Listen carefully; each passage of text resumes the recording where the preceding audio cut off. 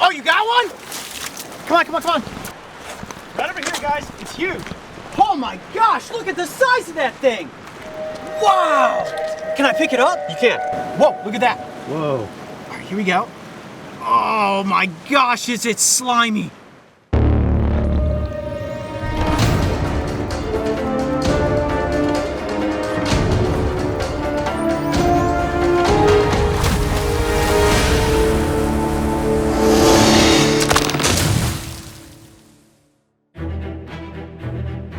If there is one ecosystem on the planet that is constantly changing, it has to be the tide pools. With every single rising and falling of the tide, new waves crash upon the rocks and alter the placement of plants and animals. Along the coast of California, there are a slew of creatures that you can find, if you know exactly where to look. Got a little striped crab right here. Oh, got it. There's definitely no shortage of crabs out here in these tide pools. However, navigating this terrain can be difficult because most of the rocks are wet and slippery. One of the toughest things so far for me in filming beyond the tide has been the terrain. I'm used to swamps and deserts. Everything here is rocky and slippery. It's all covered in a layer of, I guess it's some sort of algae, and using a lot of eye-foot coordination because I'm looking for creatures, and every step I take, your foot might slip off of something, and these rocks are extremely jagged. Really easy to get hurt out here. And I'm sure for you, Mark, it's even more difficult. Right now you're balancing on these rocks just trying to get the shots. Yep. I'm sure everybody at home. It isn't easy, is it? Nope.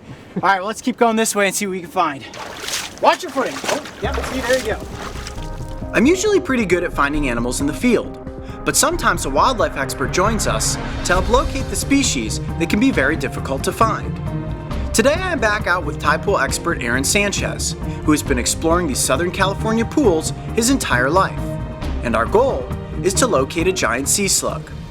All right, Aaron, so we're here at the tide pools and we're looking for slugs. What should I be keeping my eye out for? Well, Coyote, these slugs are going to be pretty hard to miss. They're actually the largest sea slug on the planet.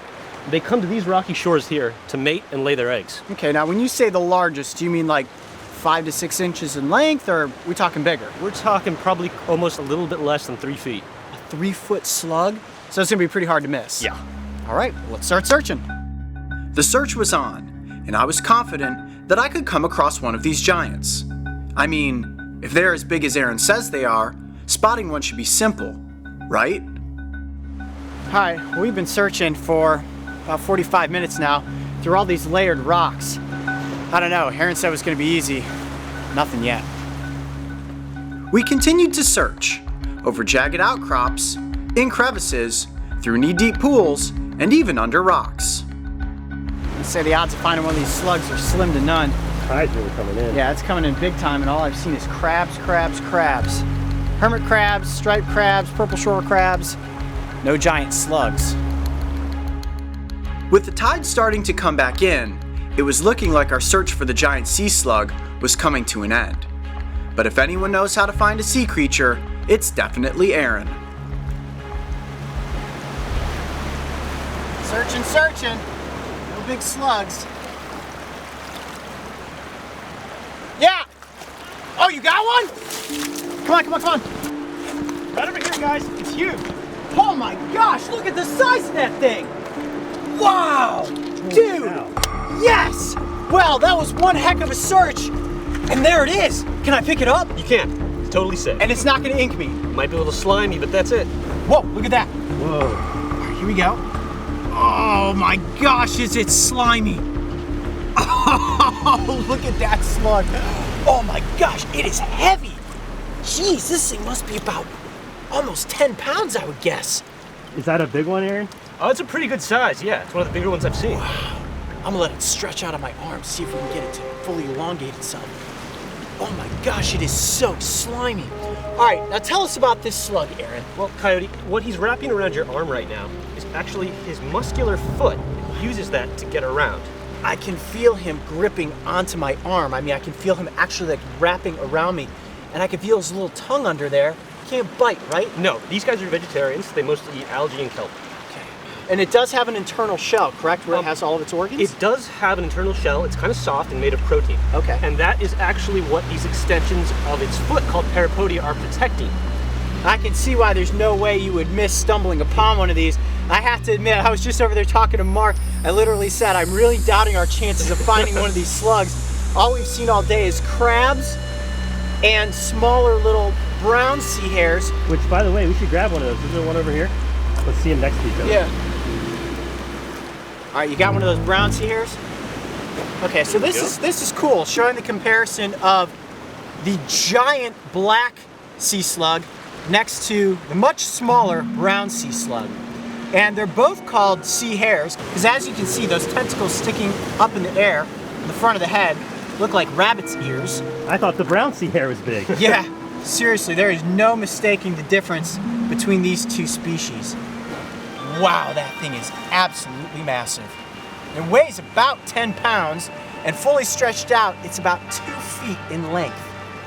That is crazy, and it is so unbelievably slippery. It's actually really hard to hold on to it, and my hands and arms right now are covered in a slippery mucus. Now, are they toxic in any way? No, they're not. Okay, so I'm in no danger right now. So they don't bite, they're not toxic, they're just slimy and alien looking. So how do these defend themselves against predators? Well, you know, these guys don't have as many predators as the California sea hare, probably due to their size. Okay. So they would generally just kind of stick to where they are, and they're going to be pretty well hidden in these rocks. I can't even imagine what would want to try to eat this. And it's just so amazing how big this slug is. When you said to me, yeah, we're gonna go out, we're gonna catch a giant slug, I honestly didn't believe you when you said they could grow to be about 2 feet in length. And until I actually had this animal in my hand, really on my arm, I didn't believe it. This is absolutely amazing. Well, Aaron, thank you so much for having us out today to explore the tide pools here in San Pedro. I think there's no question about it. This is one big black slug. We gently placed these two slimy slugs back into their respective pools and watched as they slowly returned to the wild. I think it's fair to say that these creatures are as primordial as it gets. And while they may be incredibly bizarre looking, they are an important part of the tide pool ecosystem. The southern tip of Florida is blanketed by a seemingly endless expanse of swampland known as the Everglades. This massive, slow-moving river is a wild place that spans over 1.5 million acres and is home to hundreds of animal species. During the light of day, most of these creatures stay hidden from the sun's scorching rays. Yet as the sun sinks beyond the western horizon, the hidden come out to hunt under the cover of darkness. On this sweltering evening, the crew and I are also on the hunt. Only our goal isn't to eat what we catch, but instead to educate you about the fascinating creatures that call this thriving ecosystem home.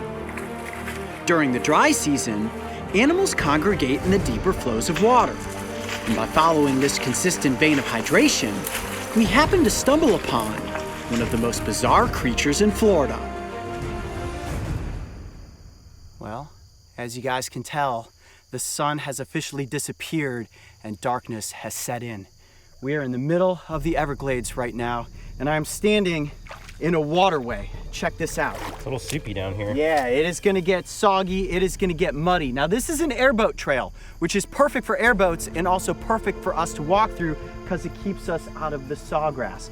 Now I wanna head in this direction, and there are a number of different creatures we can come across tonight. I have this small net with me, and as you can see, the water is very murky, and it is also filled with gloppy mud. It's gonna make seeing animals really difficult. So if there's any movement, I'm gonna try to scoop it up with the net, and with any luck, we're gonna get some cool creatures up close for the cameras. You guys ready to start the adventure? Let's do it. All right, here we go, into the darkness.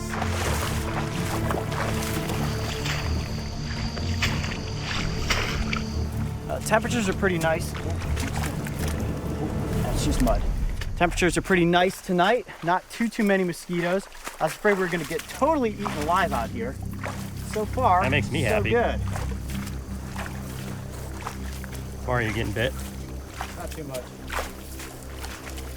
Well, it is slow moving through this environment. We're actually right in the middle of the dry season here in the Everglades, but even still, point your camera down here, you see all these plants that we're moving through? This is thick, constantly grabbing at your ankles. So far, I've seen nothing. Keep your eyes peeled, guys. There are gonna be creatures out here.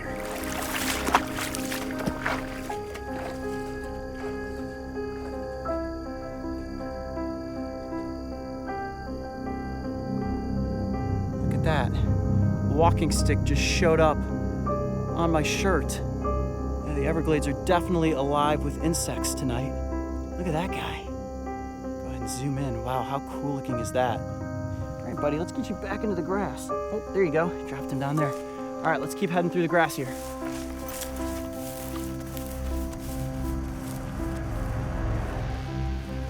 Wow, check this out. This entire bush is covered in lubber grasshoppers. Now these are juveniles. Look at this. Go ahead and zoom in on these ones up here. Right next to a little tiny spider web. No, buddy, those are too big for you to catch. You know what? Let me pick one off of there real quick and let's take a good look at it. Come here, buddy. Got him. Ooh, that one jumped down there. Here, check this out. Just gonna set it out on my hand, see if it'll stay there for a second. Look at the beautiful coloration on this insect. Okay. Look at that. Wow. Looks like he was painted with one of those machines, that makes stripes down the middle of the freeway with that yellow line down the center of its back. Here, let me get him again here. That's a pretty cool little insect right there.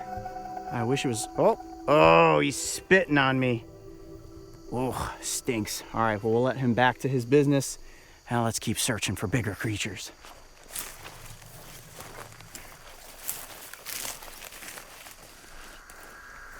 Oh, guys, an eel! Eel! You got something? I got it! What do you got? It's an eel! Right in the bottom of the net. I gotta come up here. Oh, there's his head coming out right there. Move back. Wow, that is so cool. All I can see is mud. Point your camera. No, look, there's the side of its body right there. Whoa. Oh, it's filling like the entire bottom of the net. Wow. All right, let's take it back up onto this dry spot. Here, Mario, get that, Here, Mario. get that container. Yeah, Mark, hand him that camera here. Mark's still trying to get this shot. Look at that. Wow. He's not being too crazy active. Oh, they're starting to move. Look at that. Nice. Actually, that's not an eel. What is it, a catfish? No. Dude, Mario. Yeah. I think this is an AMPHIUMA. Is that how you say it? AMPHIUMA. AMPHIUMA. Let me see. Dude, I don't think this is an eel at all. Look at this. Oh yeah, dude, that's totally an AMPHIUMA. Is it really? Yeah. No way. Okay, guys, this is not an eel. What is it? It's actually a huge salamander. Yeah. Look, I got this little bucket of water. Okay, here, yeah. Let's get in here. Back up a little bit further. Oh. Here. Hold on. Don't let it get out. Keep the net over the top of it. That's an AMPHIUMA. Holy cow. Okay, we have caught a really good sized, huge salamander. This is almost like a hellbender in a sense, but you'll oftentimes find them in muddy ditches like this. This is crazy. Okay, a little bit of chaos there. Wow. All right, let's back up a little bit further. They're extremely quick. I definitely don't want it to get back into the water. Let's find a dry spot up here and get it up closer to the cameras. Sweet. Whoa, that is so cool. I'm gonna go just map this down. Man. So basically we're all standing on like a big sponge right now. Oh yeah, we're gonna be sunk up to our knees before we know it, but I wanted us to have a good flat platform to be able to look at this amphibian. Okay, it's gonna be really tough to handle, just like an eel or a hellbender. It is a very fragile amphibian. Again, an amphibian, it's a big salamander. It is not an eel at all, but oftentimes these are mistaken for eels. Now it's gonna be almost impossible to hold on to, so I'm gonna see if I can get it to just lay flat in my hands. Come here, buddy. I do want to be careful because they can give you a pretty nasty bite. All right, Cody, you're gonna have to give me the name of this one more time. What is it called? It is an AMPHIUMA. AMPHIUMA. All right, let me see if I can. Whoa. Hold on. Okay, just let it hang out for a second. That's actually good. We want it walking. to do just that. It walks? It does. It has small vestigial legs, and what it'll actually try to do is burrow down. We don't want that to happen. Come here, buddy. Let me bring it back up. Okay, it is really, really hard to hold on to. I want to sort of cradle it in my arms if I can. It's gonna be really tough for you guys to get shots. Okay, I'm gonna have to kind of hold it up close to my body like this. Let's see, hold down. Ooh, it's sliming me. You know what? It's gonna be impossible to hold on to, just like the eel. I'm gonna actually keep it in the bucket for a second. Oh, look at that. Now, all of that mucus that's on my gloves, Mark, I'd say put your hands out there and touch that, but you hear that? I'm good. Yeah, that is a defensive tactic right there. Makes it more slippery, impossible for a predator to hold on to. Actually, what I might be able to do is place it on the underside. Oh, look, he's coming up out of the thing here. Let me see if I can actually place it on the flat of my backpack here. We have an escape artist. It's okay, let him out for a second, and I'm gonna place him right here and see if we can get him to just stay put. Ooh, they're quick. All right, buddy, let me see, real gentle, real gentle. There we go, there we go. All right, look at that. Look at the pointy nature of its snout. Now, these things are incredibly good at burrowing down into the mud and the muck. Now, oftentimes you will come across these, and believe it or not, ditches. They like to bury themselves under leaves, they stay in shallow water, and they're hunting for crayfish. Wow, an AMPHIUMA. This is a creature that I have never seen before. I definitely thought it was an eel. You can easily see how you would confuse it with an eel, but like I said, this is indeed an amphibian, a very large salamander, similar to the hellbender, actually one of the largest salamander species in the world. They can grow to nearly 50 inches in length. Look at that, look at the way that it slinks along the backpack. They have an incredible ability to sense things in their environment because just like a fish, they have a lateral line that runs down the entire length of their body. So right now what he's feeling is this little groove and he's saying, okay, this is a good spot to hide. If I don't move, no one's gonna eat me. Don't worry, buddy, we're not gonna try to eat you. Oh, okay, there he goes. Coming back down this way. Here he comes, right there. Look at that. So this is an amphibian, so it can be out of the water then, I'm assuming. Yes, not for too long. Now, different from some salamander species, these salamanders actually have fully developed lungs and they can stay out of the water for a considerable amount of time. Look at that, you can actually see it taking breaths of air right there. You know, I'm gonna get him back into the bucket of water here. Here we go, buddy, in here. Okay, there we go. I'm gonna keep the gloves on, and that's not because I'm using them to handle the animal. Honestly, it's just making it more slippery, but they actually have teeth. Imagine that, a salamander having a pretty powerful bite. These have a double row of teeth on the top jaw and a very sharp row of teeth on the lower jaw, and they can give you quite a chomp. Really? That can bite you really badly? Oh yeah, and not only do they bite, but when they bite onto things, they bite and they spin, almost like a death roll that a crocodile would do, and actually take a chunk out of your skin. There it is. There he is. Now, I've actually read that if these things are eaten by a predator, they will give off a death cry, sort of like a rabbit. You know, when a rabbit gets eaten by something, you hear that screaming. I've actually heard that these things are capable of making a pretty high-pitched noise. Oh man, this is so cool looking. You may be looking at a creature like this and saying to yourself, well, what does this salamander eat? They actually specialize in eating crayfish, but they will also take small fish, frogs, and occasionally even little snakes. All right, Mario, go ahead and zoom in on the eyes there. Look at that, they're almost clouded. Those are vestigial, which means that they hardly use them. They can sense a little bit of light, but it looks as if there's almost a scale or a skin layer over the top of them that keeps them protected. They do not have eyelids like some amphibian species. Now, are these rare or are they common? I mean, I would consider them rare, but it's more that they're elusive. I mean, they are out there. It's just a matter of being in exactly the right place at exactly the right time. And what I saw in the water was just sort of movement through the grasses, saw just the shape of its body, and immediately my instinct said, oh, it's an eel, scoop it up with the net. Never in a million years did I think that we were gonna come across a creature like this. But how cool is that? Finding an AMPHIUMA right here in the Florida Everglades. All right, let's get him back into the canal. Come on, little buddy. Throughout my years exploring the wild and getting up close with animals, nothing has been more alien-like in appearance than the AMPHIUMA. And despite being one of the largest amphibians in the world, they are seldom seen and nearly impossible to catch. So getting this aquatic oddity up close for the cameras was truly an incredible encounter. During South Africa's dry season, it's a rare thing for the rains to show up unannounced.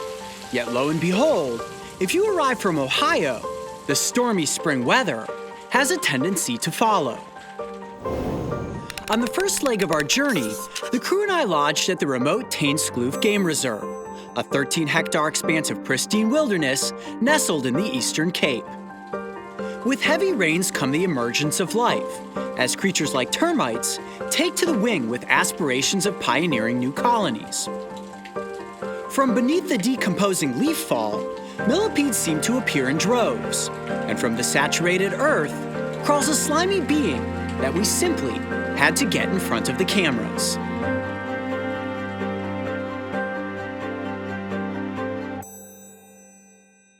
Okay, you good? Yep. Come here, check this out. All day it has been raining, and we thought we would not get an episode, but lo and behold, a break in the clouds, and wait until you see what I found. Hopefully it's still there. Ooh, there he is, I can see him from here. Oh, he's so big. Look at this. Look, look, look. Yes. Do you know what that is? Looks like a giant snail. It is. It is the giant African land snail. And I have never been more happy to see a snail in my life than I am right now, because we've been dealing with rain all day. We didn't think we'd get an episode. Sure enough, there's a break in the weather. I come out, I'm looking around. Mario and I were actually filming termites coming up out of their nest. They got flooded out. I turn around and what do I see? This giant beauty. Oh boy. I think we may not have that long. Yeah, we've got just a few minutes to film this episode, but what I want to do is gently pick this snail up and see if we can take a close look at its anatomy. You ready? I'm gonna try to do this really gently so that I don't scare it. You sure you're fast enough? Yeah, right? One speedy little mollusk. It didn't go into its shell. Nope, that's because I was incredibly gentle with it. Does not feel scared right now. And look at that creature. Honestly, this is the biggest snail I have ever handled. Now, similar to slugs, they have a very interesting design to their body. Now, separate from slugs, obviously they're carrying their house on their back, which you can see that shell right there. Such a cool looking shell. Go ahead and zoom in on that. Look at that unique design, almost like the stripes of a tiger. And it's got that conical shape. And it looks like it's kind of nubbed off at the end. Sometimes they are pointy at the end. Ooh, and he is just latched onto me right now. Now, most of the time you think of snails as being a creature that as soon as it's disturbed, it will suck its body into its shell to stay protected. And of course, if I was trying to eat this snail, that's what it would do. But in this instance, because I picked it up gently and placed it on my hand, it feels completely comfortable. Let's look at the face of this animal. It's got those very distinct eye stalks, and as we know, these creatures do not have good eyesight, but what they can do is sense light in the environment. Now, just underneath the front of those two little stalks, it has a scratchy radula. Ooh, and I can feel it on my finger right there. And what they do is they move that across the environment. These are like little environmental vacuum cleaners, moving about, cleaning up all of the dead debris. Whether it's decomposing plants or even animal matter, it's fair game for these snails. Man, we've been seeing their shells, but this is the first one we've actually seen. Well, what's interesting is that when it rains, it's pretty much the only time you're gonna see a creature like this come out. Right now it is overcast and it is very wet. Look at this soil. This is mud that we are dealing with, which is the perfect time, covered in it now, for an animal like this to come out and move about. If you were to put your hand upside down, would it stick? Huh, good question, let's find out. Yep, look at that. Completely glued to my hand right there. Wow. And it actually has some weight to it. It probably weighs about 1/2 pound. Really? Yeah. Oh man. It's a lot heavier than you would think. And it's so cool, a mollusk like this out here in the desert terrain of South Africa. And again, the only time you're gonna see a creature like this is either at night or after a large rainstorm has moved through. Obviously, this creature's taking advantage of all the moisture in the ground and all of the wet plant life that it can chomp up on. I'm so excited, my hand is shaking right now. I'm telling you guys, I've never been more excited to find a mollusk.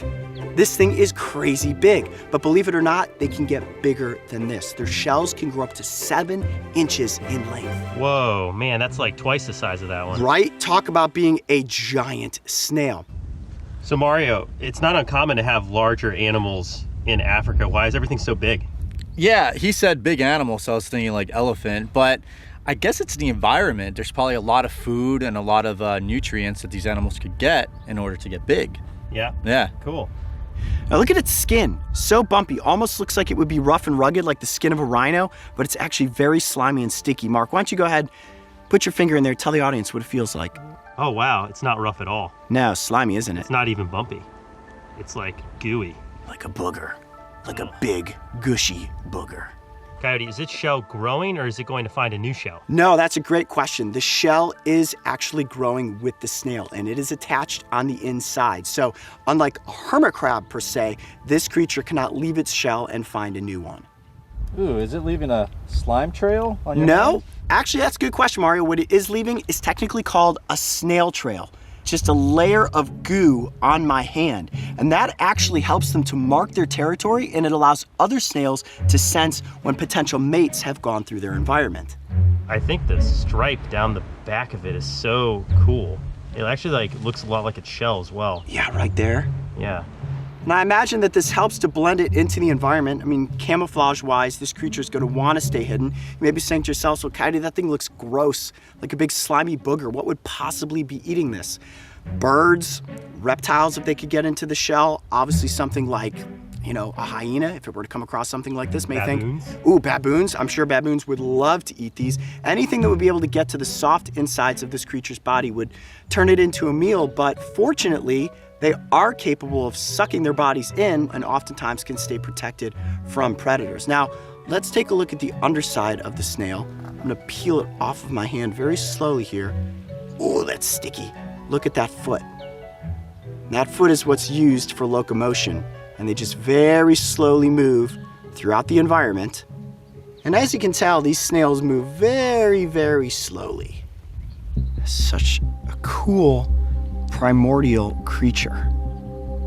Now, similar to slugs, most snails also have an external lung called a neostome. And I can see that on this one, but it's very hard to identify. It's right there. Mark, see if you can zoom in on that. I'm sure you're watching this episode and you're thinking to yourselves, wow, this certainly is a cool looking snail. But unfortunately, these creatures are invasive in many areas and they are detrimental to agricultural crops. They reproduce very easily, and once you have thousands of these out there, they can quickly wipe out an entire crop. So, Coyote, could you eat this snail? Oh, actually, that's a great question because some people do eat these snails. However, you have to cook them. If you eat one of these snails raw, they sometimes can carry a nematode inside of their gut that can actually cause meningitis. Oh, wow. Yep, this snail specifically can make you really, really sick if you ate it raw. So if you're out there in a survival situation, this is not something you want to pick up and just chomp down on. They have to be cooked. So you definitely want to wash your hands if you handle one too. Yeah, considering the fact that I'm covered in snail trail, a little soap and water will get all that stickiness right off. Well, I'll tell you what, on a day filled with rain, when we didn't think an episode was going to be possible, we have a break in the weather and managed to find the giant African snail. All right, big guy, let's let you speed back off into the environment. When it comes to filming animals for the Brave Wilderness channel, it's simple to see why working with giant gastropods makes getting epic shots rather easy. Their slow nature and calm demeanor makes them seem just as friendly as they truly are. If you stumble upon one of these slinking snails in your garden, unfortunately they are likely eating your vegetables, but fear not when it comes to handling them. If you can tolerate their sticky slime, your encounter will be completely harmless, and a little soapy water will wash that slimy snail trail right off.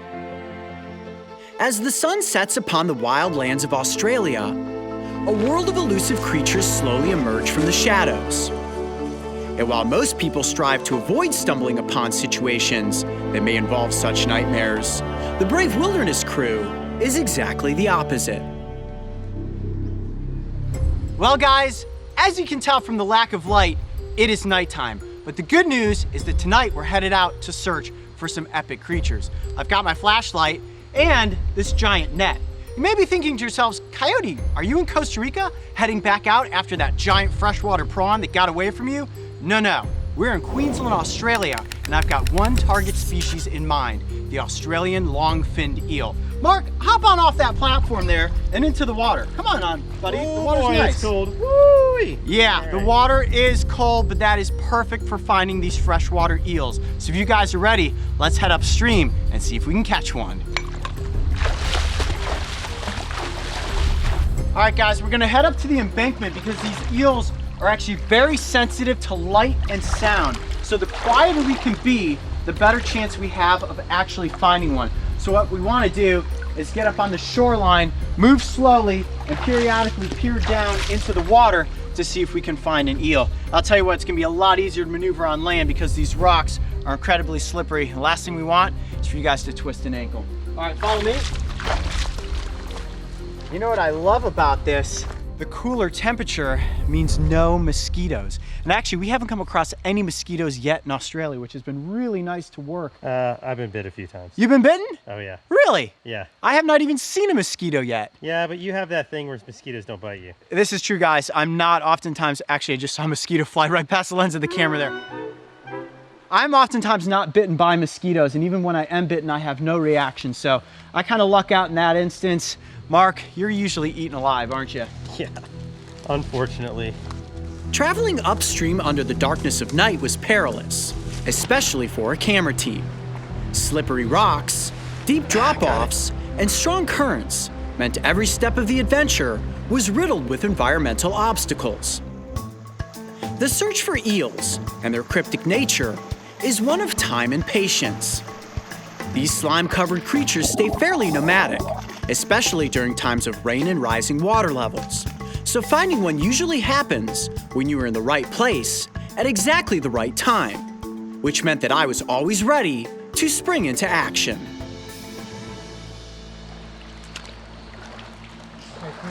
Upstream here. What up? Oh, I see it. I see it. I see it.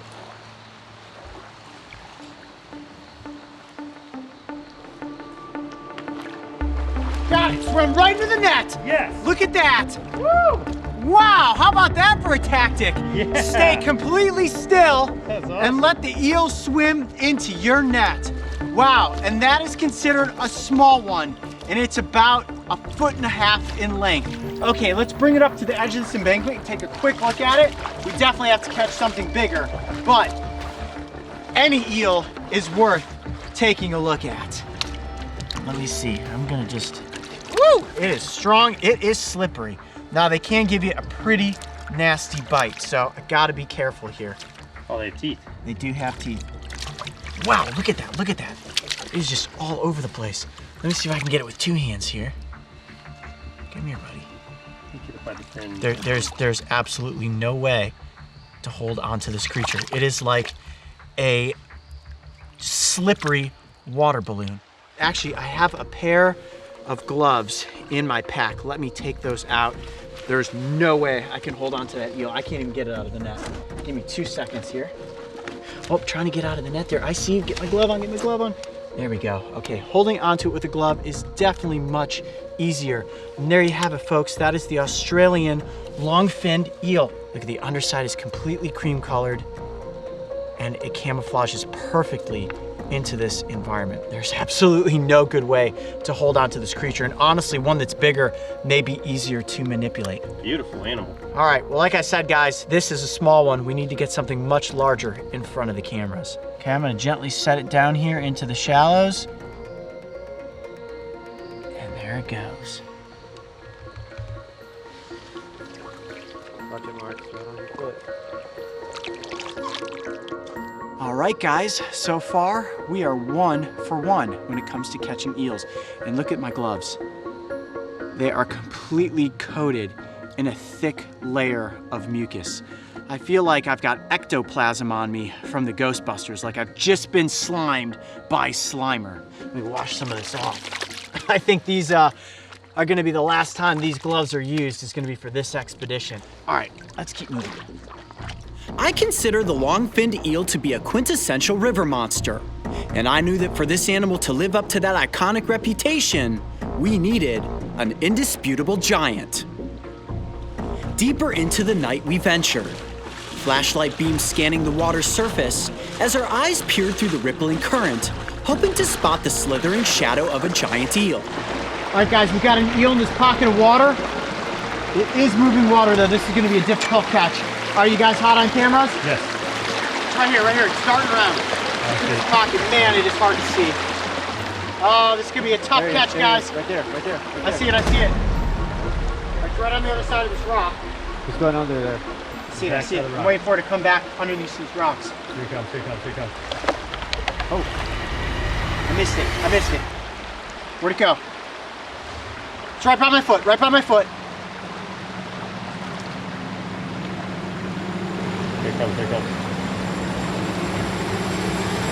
It's going under the net. Oh, I missed it. No. Where'd he go? He's right in this rocks here somewhere. He might have gone down this edge of the creek, though. Hold on. I'll see it. Hold on, hold tight. Stay in that pool. Let me look in these rocks. If anything, he came down into this next pool. All right, he's in the current. Move down this way.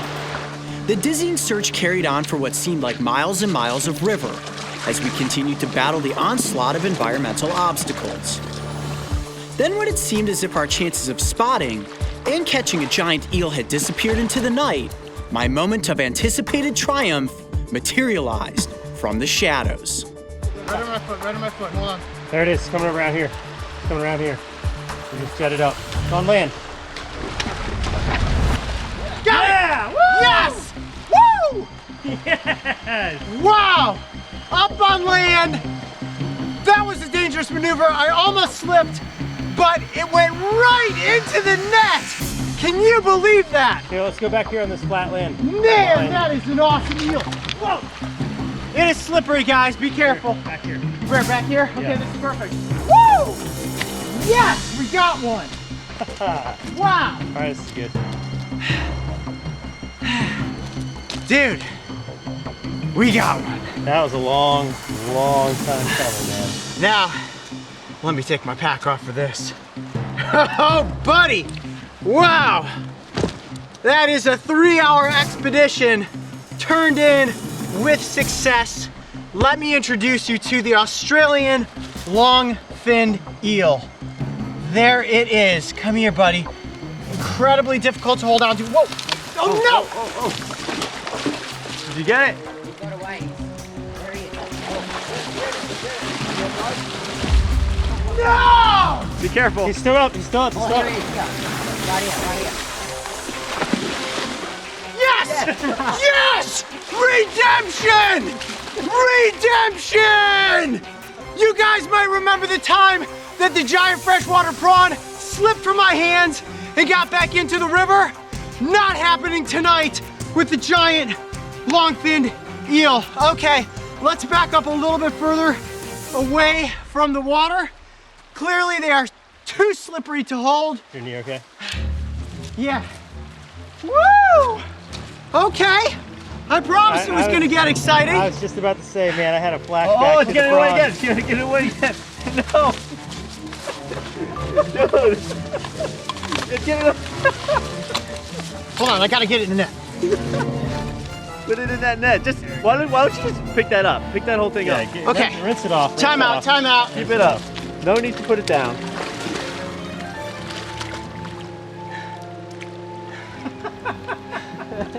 This isn't funny anymore. It's pretty funny, actually. All right, let's back all the way back. All the way back. Yeah. Now, Coyote, just to be clear, these eels can be on land for quite a while. Yes. All right, let's crouch down to get this under control finally. I'm going to keep the net upright like this.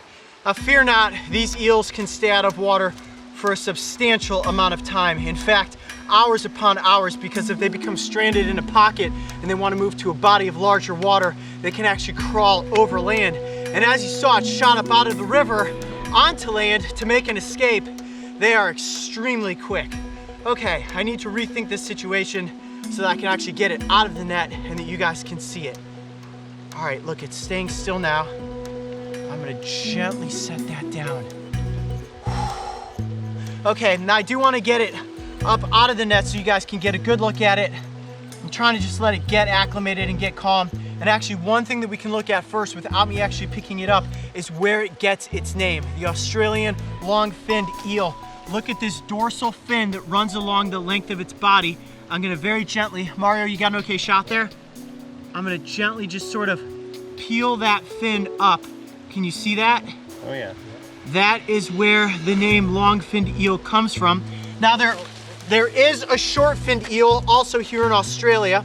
They are quite a bit smaller than this variety, and it is that long dorsal fin that easily distinguishes it from the short fin variety. Now, these creatures are most active at night, out right now hunting, and they are voracious predators. All right, come here, buddy. Let me hold you up just a bit. I'm gonna try to get a good hold on it. They are all muscle, very powerful, and what they're feasting on is small fish, invertebrates. They will even take things like frogs and snakes if they can catch them. And an eel of this size is about halfway to what they can ultimately turn into. And at a maximum length, they can reach close to 10 feet in length and weigh about 50 pounds.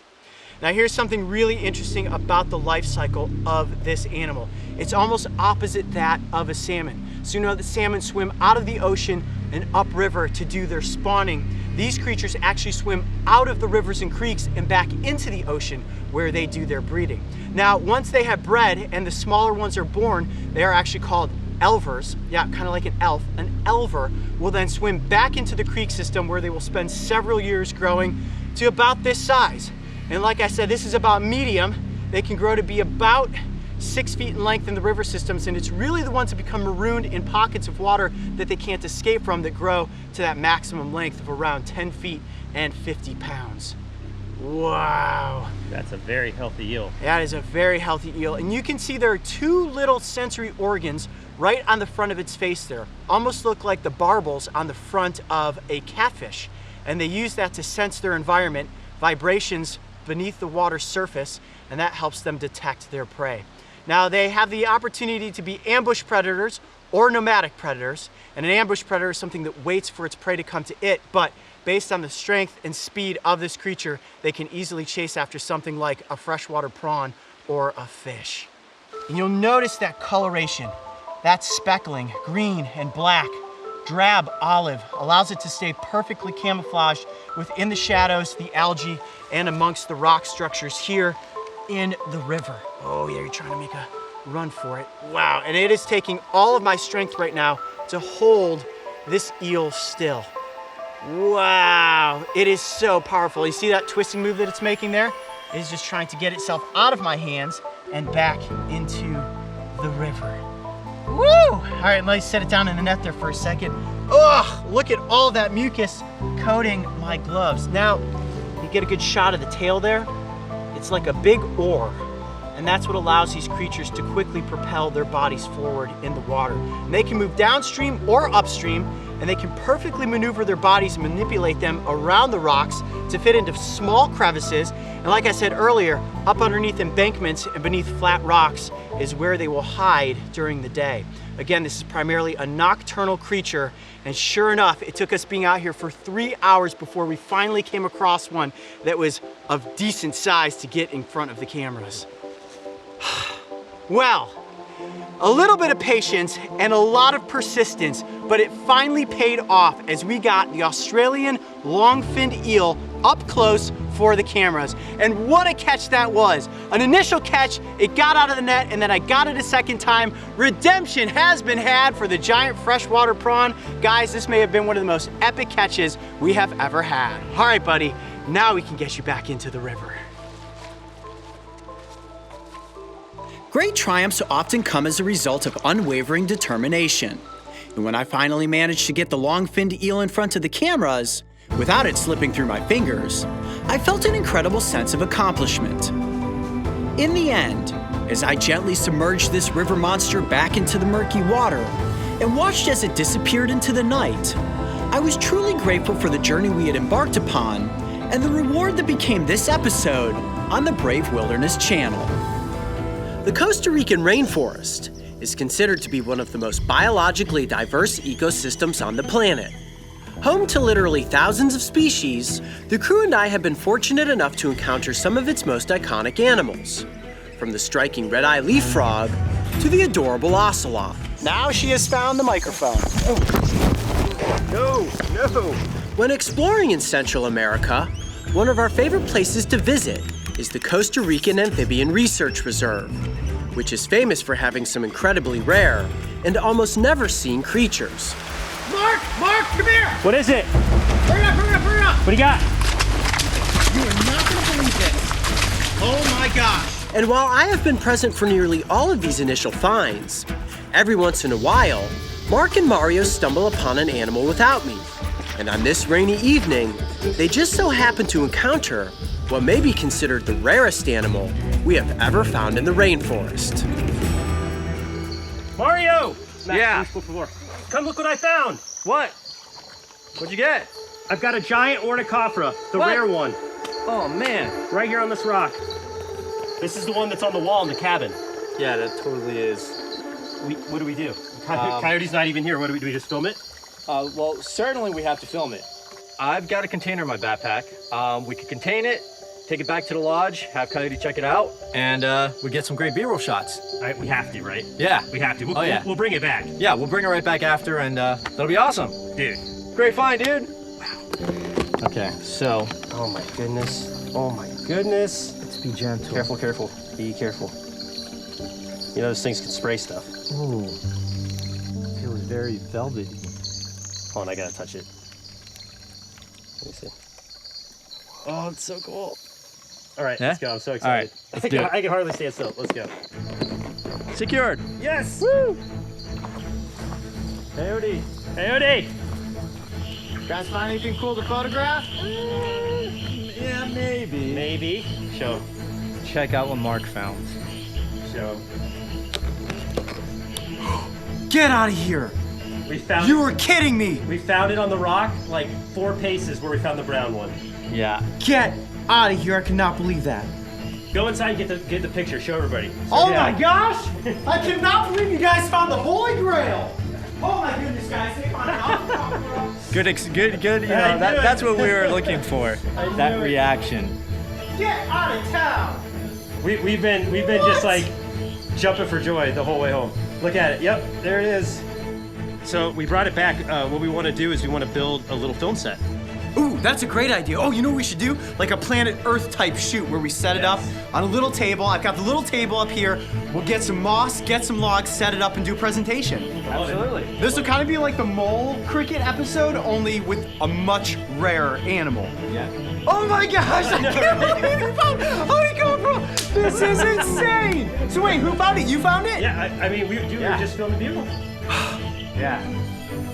Woo, this is crazy. Not a bad gig, Coyote, when you can do your job and wear sandals. I do. I got my sandals on. I don't even have my snake boots. I mean, I was working on the Orca script and just kind of lounging. I saw the rain start to come down. I was like, man, these guys better hurry back before those cameras get soaked. Let me see if I can get it to just stay totally calm on my hand. Whoa, you are looking at the velvet worm. Quite possibly the rarest creature you can come across in the Costa Rican rainforest. This creature's ancestors date back 500 million years to the Cambrian period. That is before the time of the dinosaurs. This was one of the first terrestrial creatures to ever walk this planet. And even to this day, they are strictly terrestrial, which means that they stay on land. Now let's talk about where this animal gets its name from, the velvet worm. Believe it or not, this creature feels just like velvet. It does not have any hard outer exoskeleton like an arthropod, but in fact has a very soft, squishy body, almost feels like a gummy worm. But if you pet it very gently, go ahead, Mark, put your hand out there, tell everybody at home, feels just like velvet. Oh, wow. Yeah, like a crushed velvet suit. So soft. That is so cool. Here's something really cool. They are actually capable of shedding the outer layer of skin around once a month, just like a snake. And when they do shed that, they basically walk out of the skin, similar to the way a snake slithers out of its skin, and then they're even softer and more brilliantly bright. Oh, it's so cool. Let's take a look at the anatomy of this animal. Now, it looks like a mix between a caterpillar, a worm, and a slug. But Onychophoran is actually its own phylum, right? And there are close to 200 of them worldwide. However, scientists don't even know how many truly exist because they are very rarely seen. This is a nocturnal creature, and the fact that, Mark, you and Mario just stumbled upon it tonight is why they're so hard to find, because oftentimes they're out on rainy nights when most people aren't out venturing around. Now, despite the fact that this creature is actually kind of cute, believe it or not, it is a voracious predator. And the way that they hunt is they slowly move through the rainforest floor, foraging amongst leaves and dead logs, and they'll use those two front sensory organs to kind of tap on their prey. And as soon as they sense something to eat, this is crazy. They have two glands on the side of their face that shoot out a sticky slime. It's like Spider-Man's webbing, right? And it is so incredibly strong that it can immediately pin the prey down. It actually shoots out in two streams, and those streams will cross, creating a net. So let's say it's a small beetle. It will go shoot out those two streams, tangle up the beetle, and then slowly walk up on top of it. And they have a little mouth up front. I don't know if you'll be able to see that or not, but inside that mouth is a single tooth that is like a razor blade. They insert that tooth into their victim, and then they leak in saliva. That saliva is similar to the saliva of a giant water bug, and it slowly breaks down the insides of their prey, and they drink it up just like a milkshake. Are you afraid of being bit right now? No, its tooth is much too small to potentially bite me, and they're not aggressive in any way whatsoever. It's not like a centipede or a water bug. This is something that is completely safe to handle. However, it's incredibly fragile. So as you can see, I'm trying to be just as careful as possible. I also don't want it to shoot me with that sticky slime because it's just like glue. Now, is it toxic, the slime? Does it like poison you, or what does it do? As far as I know, everything I've read, no. The slime is completely harmless. So if it does get slime on me, I'm gonna be absolutely fine. Now, each one of those little stub feet has two little hooked claws. They almost look like cat's claws, and they use those to hold on to rigid surfaces when they're moving over, like, let's say, a log or a dry branch. However, if they're walking on something moist and soft, like moss, those claws retract in, and they have these little tiny soft pads on the ends of their feet. I can actually feel it gripping onto my hand, and it doesn't hurt at all, but it feels really interesting because those legs on each side move in unison with one another. And just like a worm, and remember, this is not related to a worm, but like a worm, it has a very soft body, and it's the expanding and contraction of the muscles inside of its body that allow it to get longer if it needs to. So like, let's say it's moving through some crevices in a log, it can stretch its body out and get itself completely out of a sticky situation. Oh, hi there, buddy. I see you. And look at the strength of its body. It can completely extend itself out just like we've seen millipedes do in the past, searching for the next move to make. And there it goes, right up on my fingers. Wow. Lucky night in the rainforest. Man, that thing is so cool. All right, well, you built a pretty awesome little set here, Coyote. Yeah, I think this is a good opportunity for us to get this velvet worm down on the miniature set and start filming some epic B-roll. Are you guys ready? Let's do it. All right, let's get the voiceover. Back at the rock where we found this amazing rainforest creature, the ornithoptera. By far the coolest animal I've ever found. Coyote was pretty impressed. And jealous. Maybe a little jealous. But man, we had a great night. All right, buddy. Right back where we found you, just like we promised. One of the most important aspects of producing episodes for the Brave Wilderness channel is deciding what locations to explore. We choose these epic backdrops not only based on their visual appearance, but also on the variety of animals that we may possibly encounter. The stunning visual backdrop of the Hawaiian Islands is one of the most incredible places we have ever filmed. And while the prehistoric-looking mountains and dense jungles were picture perfect, it was actually the ocean wildlife that we were interested in. Right now we are on the coast of Kauai, on a remote beach. And I told you guys eventually we were going to go beyond the tide, and today is our first day of snorkeling. So what we're gonna do is put on our gear, get into this crystal clear water, and see what sort of animals we can get close to with our underwater cameras. You guys ready? Let's do it. All right, let's gear up and head out into the tides. Mahalo. Below the surface of the surrounding Pacific Ocean lives an incredibly diverse world of plants and animals, which made this location an absolute must on this year's production schedule. However, before we could scuba dive below the surface, first we needed to scout several locations to determine where the best reefs existed, and also what kind of animals called these underwater refuges home. For decades, snorkeling has been a popular recreational activity, particularly at tropical resort locations. The appeal is that it gives the opportunity to observe underwater life in a natural setting, and for us, it was the perfect preparation for our upcoming scuba episodes. How you doing, Mario? That was awesome. Saw some really cool stuff. I saw like a 4-foot long pipefish. Really? Yeah. You got a shot of it? Hopefully. Yeah. Yeah. Let's see what we got. It's really hard to film down there, huh? Yeah, it's pretty neat though. It's like the jungle of the ocean, you know. There's full of wildlife. And Oh, totally. Yeah, really cool. Filming underwater is difficult, so we relied heavily on GoPro cameras to capture images.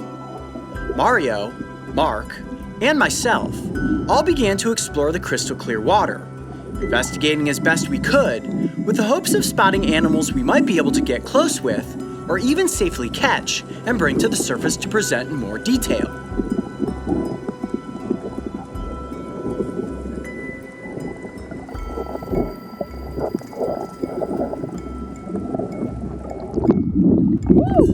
Wow, this spot's been pretty epic so far.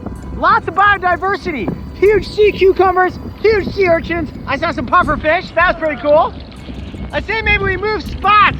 Try to find a spot that I heard about that has sea turtles. What do you guys think about that? That sounds awesome. All right, let's head back into shore and switch locations. All right. The first location was beautiful, but unfortunately the biodiversity was a little sparse, so we decided to explore a second spot. All right, guys, we've made it to our next spot. Mario, you look pretty ready. Yep, let's do it. I see some deeper pockets of blue out there, which means deeper water and even better places to explore. So if you guys are ready, let's gear up, get into the water. All right, let's head back out, guys.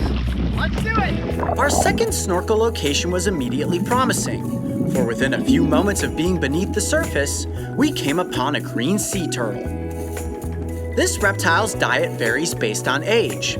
As youngsters, they are opportunistic, feasting on almost anything that comes across their paths. However, once they reach adult size, like the ones seen here, their diet strictly becomes marine plants like seagrass and algae.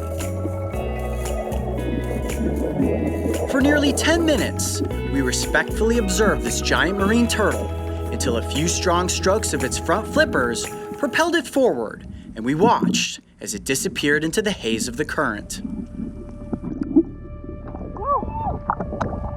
Wow, that was amazing. Our first sea turtle encounter.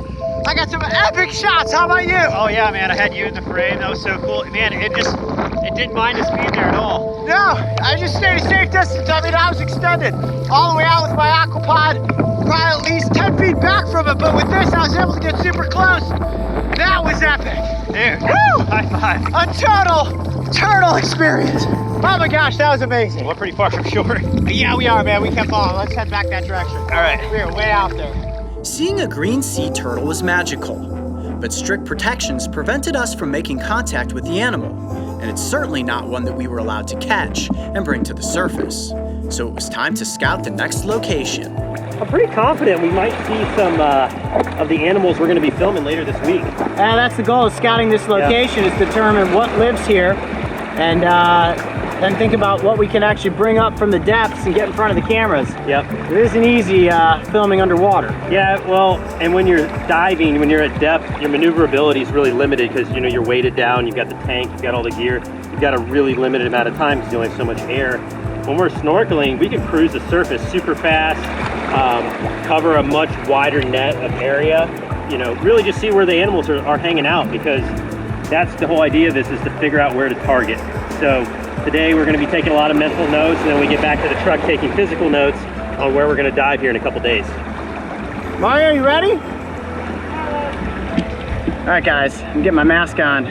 We're heading out there. They say third time's a charm, and as we held our breath and disappeared beneath the crashing waves, the reef below us revealed a world of marine animals. Fish of all shapes, sizes, and colors darted in every direction. Some of them were so brilliantly bright, they almost seemed unreal. I have to admit, the toughest part about snorkeling is holding your breath. And at best, I was able to hold my breath for around a minute before I needed to return to the surface for a much-needed gasp of air. What do you think? Huge sea urchin! Oh my gosh! Biggest sea urchin I've ever seen! It's like a basketball. Oh man, that is not the kind of urchin you want to run into, that's for sure. I think I got a pretty good shot of it. It's deep down there, at least 25 feet, I'd say. On my next trek beneath the surface, I found one completely safe animal that I decided to bring to the surface, the red slate pencil urchin. Wow, that is crazy cool looking. Well, as you can see, all these little appendages are what allow it to lock into the rocks. And this one was on a flat surface like this without these little arms extended out into the crevice. They're really stuck to those rocks. They really are, like extreme anchor points. It's interesting because this one doesn't seem to have tube feet like some of the others, but maybe behind all those little arms sticking off, they do. Good thing is it's not spiky, so this one doesn't appear to be venomous or poisonous. Totally safe, right? Yeah, that's fine. Not gonna hurt you at all. That's awesome, so much biodiversity down here. All right, well, lots of clouds rolling in here. We're actually getting dragged pretty close to these rocks, so I think at this point, let's place this back down beneath the surface and get in towards shore. You guys ready? Yep. This species is incredibly plentiful in the coastal waters of the Hawaiian Islands, and they get the name pencil urchin because of their radial spines that resemble red pencils. For nearly an hour, we explored the reef and saw more animals than we could have ever imagined. The biodiversity was incredible, and we knew this would be the perfect place to set our scuba diving episodes. Like clockwork, it's a guarantee that twice a day the tide will rise and the tide will fall. As it recedes, we have all learned that an incredible world of underwater marine animals become temporarily exposed, allowing any curious adventurer the opportunity to find and admire all sorts of bizarre creatures. In Harpswell, Maine, we came across one animal that we have been hoping to feature on Beyond the Tide since the series launched. But before we get to that alien-looking water beast, let's take a look at something that is going to make your skin crawl. Dude, Mark, come here, check this out. What is it? Dude, this grass is like full of little tiny fleas or something jumping. Look at that. Whoa, I'm standing. Oh, jeez. Look at that. Listen. You hear that? That's like popcorn. Sounds like rain. I think those are sand fleas. Let me grab one. Do they bite? I believe so. All fleas, as far as I know, bite. I can't grab one. They're too small and fast. Jeez, they're jumping all over me. Here, come over here. Look at this. Let me check this grass. This might be better. Point your camera down right here. This is the exact same sort of seaweed, dried up seaweed substrate. Oh, I see. Look at that. I just stepped on them, and they're everywhere. Watch. Ready? Yep. 1, 2. Oh my gosh! What? Look at that! What? Put my hand in there? Yeah, all right. All right, here, let me peel back some more. Okay.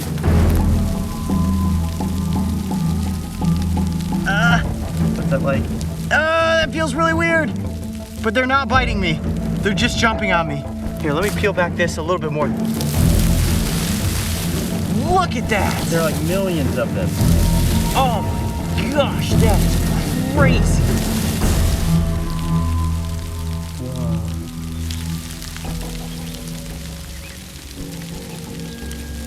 Got one. Yeah. Look. Right there, can you see his little head sticking out? I believe that's a sand flea.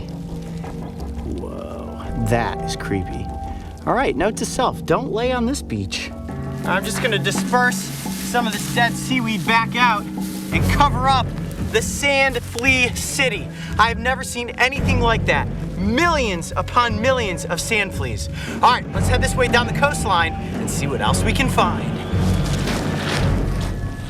As we continued down the coastline, we soon realized it was unlike any low tide scenario we had explored before. I carefully examined potential hiding spots where animals may be waiting for the tide to return. But so far, aside from thousands of fleas, I wasn't seeing a single living creature. The sun was getting low in the sky when all of a sudden, our luck took the perfect turn and put us right in the midst of an animal we had always hoped to get up close for the cameras. Oh, it's a turtle! Oh, no, it's a horseshoe crab! What? Look at this! Is it alive? Oh, it is alive! Look at that! Yes! Wow, I thought that was a Look at turtle! Oh my gosh, I just saw the lump. I thought it was a carapace. All right, let's do this. I'm gonna gently lift it up out of the grasses here. Let's see. Oh, it's strong! Look at that! Wow! What an Look at its alien. tail going. Here, back up a little bit so I'm not sitting in the water. Whoa, look at that! Oh my goodness. That is a horseshoe crab. What a bizarre looking creature. Now, I may be thinking, Coyote, is that thing going to pinch and bite you like crazy? No, they actually just have a little tiny mouth right in the center, and they have no stinger, no fangs, no teeth. Look at that back tail there. They've gotten a bad reputation because of this tail. People think that that's venomous. It actually is not. Ow, ow, ow, but the side little spikes there are definitely very, very spiny. Let me see if I can get it to just lay in the palm of my hand. Oh, that feels really, really creepy. Now, it's called a horseshoe crab, but it's not actually related to crabs at all. It's more closely related to spiders and scorpions. This is one large arthropod. Now, it is pinching me a little bit. They do have these front pedipalps up front that they use to harvest food off of the basin of the ocean. Wow, I'm like so excited right now. Hold on, I gotta compose myself because I did not think we were gonna come across a horseshoe crab out here. Now, if you look straight on, where it gets the name horseshoe crab, let me hold it like that. Looks just like a horseshoe, right? Totally. And if you look right at the front of the face there, you see these little spots? Those are compound eyes.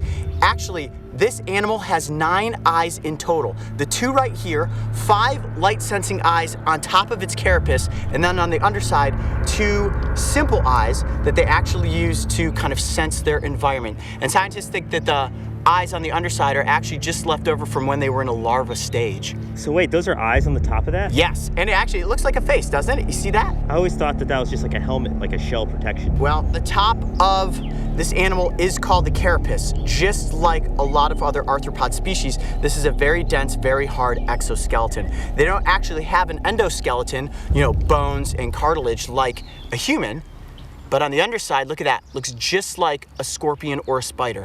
Whoa. Can I touch the top of it? Yeah. Curious. Totally safe. Is it tough? Yep. Oh, wow. Yep, exoskeleton. It's just like a turtle shell, actually. Yep, well, I thought it was a turtle when we first walked up. And look, you've got some sort of a barnacle growing up on top of it. It's covered in a little bit of algae and seaweed. Now, here's something that you may not know, and something very cool. Let me turn it like this and just hold it in the palm of my hand. That is me holding a living fossil. The ancestors of the horseshoe crab have been on the planet for over 450 million years. And this species right here is the Atlantic horseshoe crab. There's only 4 horseshoe crab species in the world. This is the only one that can be found off the coast of the United States. And this one specifically, this design, the Atlantic horseshoe crab, has not changed in over 230 million years. That dates back to the Triassic period. So this creature was crawling around on the basin of the ocean during the time of the dinosaurs. Wow. How cool is that? Now, they do get quite a bit bigger than this, and I'm guessing this is a female. The females are about 25% larger than the males. Wow, it's almost impossible to hold on to. Look at the underside. It does look like a stinger. It does, and that's why people are afraid of these things. They think that they're gonna get stung. Look at this. Nope. This tail is actually just used like a rudder. Although it does have all these barbs, it's very intimidating, but it cannot hurt you at all. In fact, if a horseshoe crab gets flipped on its back like that, see, it tries to right itself up, it actually can't. And that's a big misnomer, that these arthropods are capable of flipping themselves back over. And there's actually a conservation effort that was launched in the 80s called Just Flip 'em. And the Just Flip 'em concept is that if you're walking down the beach and you see a horseshoe crab that's flipped on its back like this from like a crashing of a wave, what you're supposed to do is just gently grab the carapace and flip it right side up. Now, you don't want to pick it up by its tail because you can actually injure the animal if you hold it like that. Look at that, Mark, it's coming right towards you. Oh, man. Do they ever come on land for anything, or are they purely aquatic? Well, between June and August, they come very close to shore to breed. And the way that they do that is the female will kind of nestle down in the rocks, and a male will come in and latch himself onto the back of the female.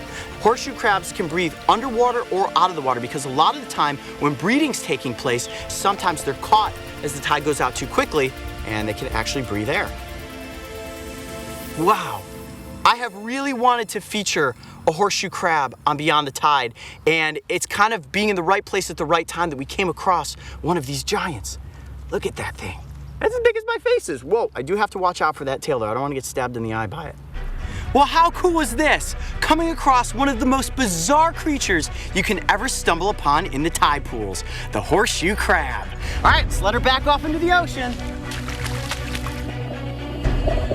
Despite its angry appearance, intimidating spiked tail, and creepy set of legs and pinchers, the horseshoe crab is one of the friendliest marine animals you can stumble upon. If you see one in the wild, simply admire it from a respectful distance. If you see one flipped on its back, have no fear when it comes to picking the animal up and gently setting it back into the water. Do you guys want to see something really scary? No. Yes, you do. Come on, let's go down to the river. I don't know if this is such a good idea. Oh, I'm about to show you guys the scariest thing you have ever seen. I've been thinking about this all day. I found one earlier, but at night, it'd be a whole lot better. So where are you really taking us? To the river. What? You know, rivers at night can be really pretty scary. So what we're gonna do is go all the way through the deep dark woods and down to the river. Let's find some creatures.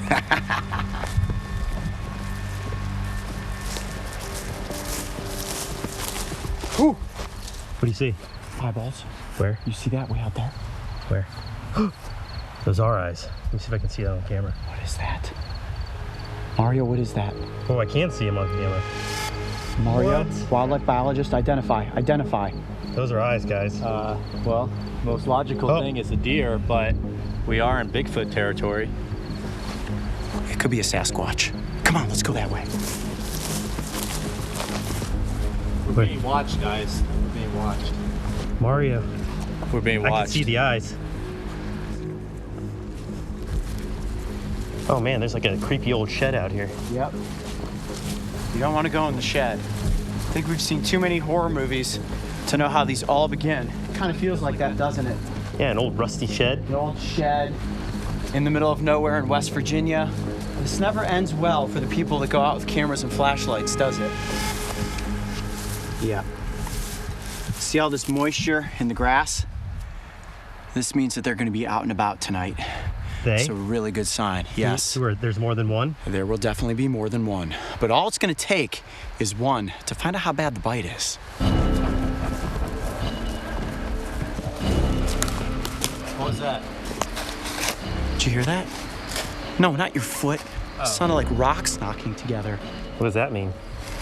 That's actually a definitive sign of a Sasquatch calling. But that's not what we're after tonight. The odds of us seeing Bigfoot, slim to none. If we do see one, we're gonna film it. But we wanna get to the river, and I can hear it from here. Come on, just over this ridge. Ooh, this is creepy. Looks like a beach. There's the water.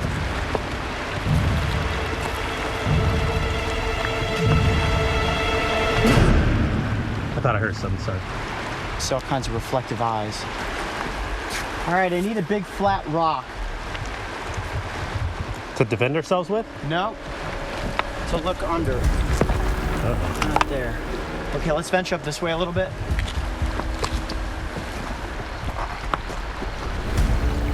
No, nothing. Oh.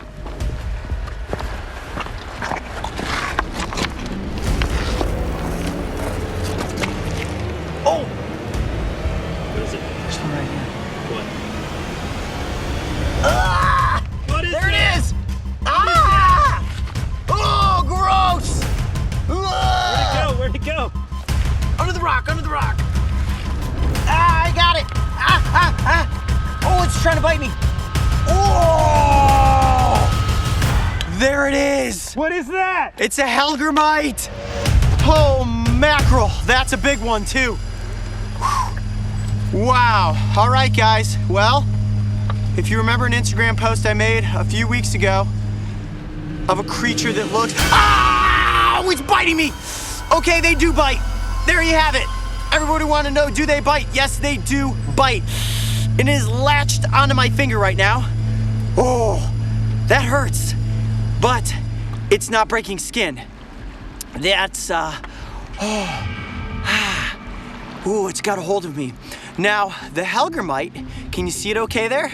Oh yeah. It's got a hold of me. The HELLGRAMMITE is actually the larva stage of the Dobson fly. Now the Dobson fly, you may be thinking to yourself, oh, well, is that maybe some beautiful butterfly type creature? No, it's about as wicked looking as this thing is, only with big wings and enormous front mandibles. However, those mandibles aren't strong enough to pinch and bite onto anything like the larva stage. Now I'm gonna turn it slightly like this. Wow, oh, it is just latched. Now, if the bite isn't enough, what they will also do to deter a predator is squirt a nasty smelling musk from their rear end. And it actually smells just like human feces. And Ew, what? Smells like like poop. Exactly like poop. And it is already squirted musk all over my finger. Oh, it absolutely stinks. Biting down harder. That is about the most alien looking creature I think I have ever come across. Like something out of the show Stranger Things. Ugh. Okay, it's been latched onto my finger for a while now, and what I'm gonna do is just gently dip it into the water. Now they are semi-aquatic, so putting in the water isn't gonna cause any issues, but I do wanna get it off of my finger. All right, here, try this. I'm just gonna set it down gently. It's just like I get crayfish off of me. Oh, he's not letting go. Let go. Ow! Oh, it's biting out harder. Ow, there it goes. Got it. Okay, oh, bit me again. man. There we go. Can't catch a break. Okay, now let's take a good look at the anatomy of this creature. Look at that underside. Wow, that is gnarly. This is like a mix between a scorpion, a centipede, a water bug, and a tremor. Wait, look at its mouth. That was on your finger. Yeah, those front mandibles right there, can you see that? Those were latched onto my finger. Yikes. And these two back appendages there have hooks on them, just like the rear hooks on a centipede. Ooh. See that, how they move backwards? Ow! No! Ah, he's got me right underneath the fingernail. I'm gonna hold him there though. All right, now he's hooked onto me. Oh, there, let go. There, look at that. Oh, wow, that is so bizarre. I don't know how you're leaving this. Ow, it's like an alien. Ah! Oh, it has all these little hooks on its arms. Just the way it moves. It like slinks. What did I tell you? It's like a living nightmare. Look at that. Oh, it's hooked onto me. Oh, where'd it go? Where'd it go? Can you imagine what it would be like to have one of these things crawl into your ear? It's gonna eat your brain. Ugh. No, no, no, no, no, no, no. Ow! Ah! Ah! Oh, that actually really hurts. Oh, ooh, ooh, ooh. Looks pretty good, dude. I think it's actually poked a hole in my ear. Ah! Ow! What do you guys think? HELLGRAMMITE earrings? Could this be the new look? No. Is it dangling down from my ear? Oh, yeah. Ah! Here, can you turn to the... Oh, my gosh. Hold it there. What if it went in your brain? Oh my gosh, yeah, I gotta get it off my ear. Now, oh! Ooh! Wow, your ears are a lot softer than your finger. That hurts. So at this point, I pretty much just have to wait for it to drop off on its own. So you can't just take it off? Well, if I touch it or pull on it, it's going to just bite down harder. All right, let's, do you want me to try to get it off? Let me see. Ooh. Ow! Oh, let's see it. Show me your ear. Oh, wow, yeah. Is it bleeding? It's got a good crease. There's a little white speck. Ouch. Well, I would say that this, without question, is the creepiest looking creature that we have come across here in West Virginia. All right, back under your rock, little creeper. Oftentimes we fear things that have a creepy and alien looking appearance. Even I'll admit, the moment I found my first HELLGRAMMITE, I was incredibly nervous to pick it up, especially with that set of intimidating mandibles. However, in the end, I think what we all learned is that while this creature may look intimidating, it's non-venomous, and its bark is far worse than its bite. Do you know what's creepier than one HELLGRAMMITE? 25 HELLGRAMMITES. What's that for? Well, what Mark doesn't know is that earlier today, When I was down by the river and I found the first HELLGRAMMITE, I also found 25 of them. And I'm gonna make Mark put his hand in this bowl full of them. Hey, Mark! Really? Well, that's cool. So you know how earlier we started this and I was like, hey, you know what I found today? Mm-hmm. Something really gross. Yeah, I know the HELLGRAMMITE. Yeah, the HELLGRAMMITE, right? And that was super gross. Well, I kind of didn't tell you the whole truth. Okay. I found one HELLGRAMMITE, and then I kept flipping over rocks, and I found 25 HELLGRAMMITEs. Dude. So what I challenge you to do right now Oh my gosh, you really did. is put your hand into this bowl and see if you get bitten by a HELLGRAMMITE. No. Yeah, come on. no. I got stung Guys, by a come on. bullet ant. Come on. I was stung by a bullet ant, and I just want you to put your hand in there for 60 seconds. 60 seconds? Yeah, you guys always tell me, can you last for 60 seconds? Can you last for 60 seconds with your hand in a bowl of HELLGRAMMITEs? Ooh. I'll count it down for you. Ready? Wait, who signed me up for this? I didn't agree to this. No, well, you know, Mario and I were kind of like, you know, it would be really fun getting Mark finally bitten by something. And it's not that bad. I was even bitten on the ear and it didn't break Let skin. me see these. 1, 2, 3. There's 25 Yeah, of there's them. definitely 25 in there. That's so gross. Okay, so you know what the line is, right? No, I don't. What is the You got to line? say your name, and I'm about to enter the bite zone with the HELLGRAMMITE. And then you got to just place one of your hands in there and let them crawl all over you for 60 seconds. I don't know, man. You sure you don't want me to film this? Mario, come on. No. Put it here. Give me your camera. All right, You're gonna film it? I'm not gonna film it, just so you don't drop your camera in case you get bitten.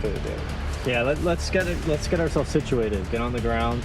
We'll have a little setup. And we're gonna do this just like a normal scene here. All right. I did find a millipede by you. Did you? Yeah, let's go. Well, we don't care that you found a millipede. We care about you getting bitten by HELLGRAMMITEs. Do you have a good shot? Yeah. I was kind of hoping you'd say no. Here we go. All right, Coyote Pack. Mark is gonna do it. Okay. Director of Breaking Trail is gonna enter the bite zone. Okay. I'm Director Mark, and I'm about to enter the bite zone with 25 HELLGRAMMITEs. All right, I can't watch this. Put your hand in there. Come on. 1, 2, 3. Yeah, get in there. Oh, it's so creepy. All up on you there. Oh, they're pooping on you. Ah, just got bit. Oh no! Oh, there's another one. Oh, God. Keep your hand in there. Keep your hand in there. All the way in the bowl. All the way in the bowl. That's about 30 There's seconds. another bite. Oh, there's another bite. See my finger? That's right. Oh, there's another bite. Oh, they're biting me, dude. 3, 2, It actually does hurt. 1. All right, let him out. Oh, hold it's on. on Hold. me. Oh, look at that. It's latched onto him. Let me get. There you go. Yeah. Now smell your Oh hand. my gosh. Oh, Mario, smell my hand. Well, there you had it. Good job, buddy. I'll give you a stinky high five. I'm like shaking, man. That's It like hurts a that- little bit, right? No, it's just super creepy. I saw that one really got the Yeah. side of your finger pretty good. Oh man. Well, we're gonna let all these little HELLGRAMMITEs go back off into the wild, and they're going to metamorphosize into Dobson flies. And then they're gonna be flying everywhere. Absolutely. I think I right. just got some of that in my eye. Ugh. All right, guys, I gotta wash my hands. I'm sure most of you have never seen a mole cricket before, and honestly, I haven't seen one either. And down in that burrow is the male. That noise is bringing in the females. What we want to do right now is walk up and down this embankment and see if we can find some of those females. I could dig that guy up, and I don't want to disturb him, so hopefully we'll find one of these females, and what I want to do is get up close for the cameras to show you something really, really cool that they can do. They're called mole crickets for a reason. You guys ready to find a female? Cool, let's see if we can get one. Yeah, cool, look at that. There's a normal cricket. Now, follow my finger, if you will, just like this. You see this raised area in the sand?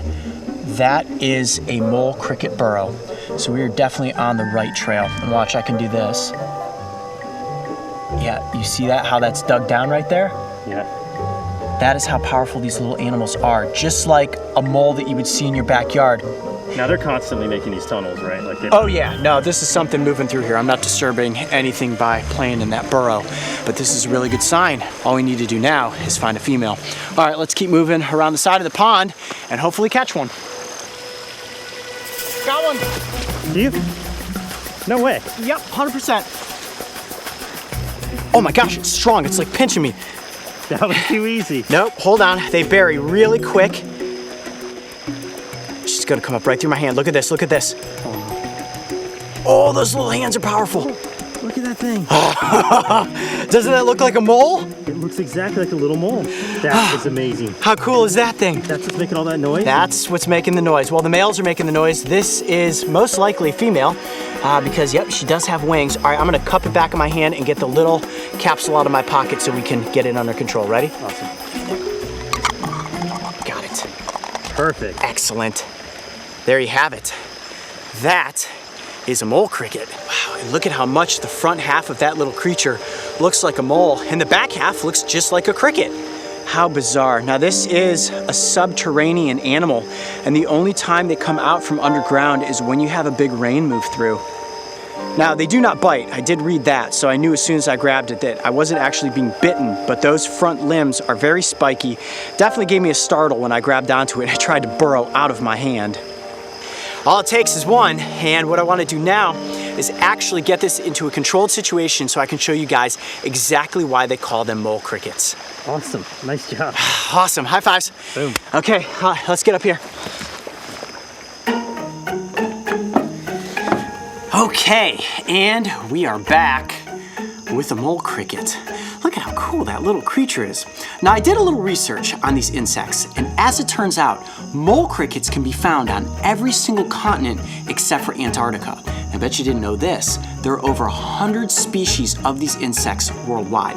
I've never seen one before, I've never caught one before, and what we're gonna do tonight is show you how mole crickets burrow down into the sand. You guys ready for this? Let's see it. Oh, they are feisty. Oh, and strong. Come here, come here, come here, come here. I got you. Okay, there we go. Wow, look at how much this thing looks like a mole. I'm just gonna hold it like that. Can you see it okay there? Oh, wow. Look at that. So this little plastic container here, it's a vanity, and it was right there up in my bathroom. I had my toothbrush, my toothpaste, and some other toiletries in there, and I said, let's empty that out, fill it with sand, and show everybody at home how the mole cricket burrows down into loose substrate. So I filled it up with sand, and if you guys are ready, we're gonna place down this mole cricket and watch how quickly it disappears. Are you ready? All right, this is gonna happen pretty quick. It's gonna happen super quick. Yeah, Mario, you try to get this shot too? Yeah, hang on, okay. Because I'm gonna have to dig it back up with, see, I got a spoon right here, so I gotta dig her back up. Go. Okay, right. Ready? And go for it. Nope. Didn't work. Okay, put her back in. Oh, Oh, fast. burrow, burrow. Let's see it. Here we go. 1, 2, 3. Oh, hands are already going. Ah! Oh. Ready? And go. Dig, dig, dig, dig, dig. Wow! Look at that! Just like that. And she stopped. Let's see if I just go. Oh. Look at that! Totally disappeared. And just like that, the mole cricket has disappeared. That's pretty impressive.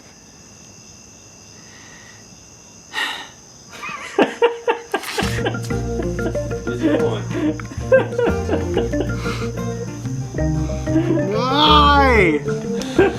Oh, wow. This is a lot tougher than you guys would think. Getting mole crickets to bury into the sand. You know,